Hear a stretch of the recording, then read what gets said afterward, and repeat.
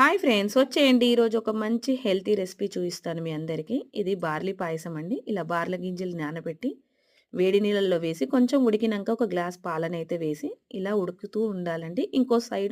ఇంకో స్టవ్ మీద ఒక కడాయి పెట్టేసి అందులో నెయ్యి వేసి డ్రై ఫ్రూట్స్‌ని తర్వాత ఒక కప్పు పూల్ మకానీని తీసుకొని ఇలా నెయ్యిలో వేయించాలండి. పూల్ మకానీ మనకు ఆరోగ్యానికి చాలా మంచిదండి.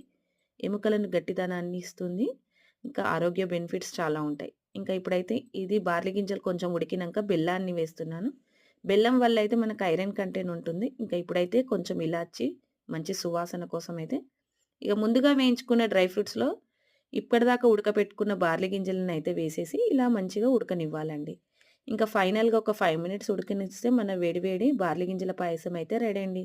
దీనివల్ల అయితే చాలా బెనిఫిట్స్ ఉన్నాయండి. అధిక రక్తపోటును తగ్గిస్తుంది. రోగనిరోధక శక్తిని పెంచుతుంది. చాలా హెల్త్‌కి చాలా మంచిది. మీరు కూడా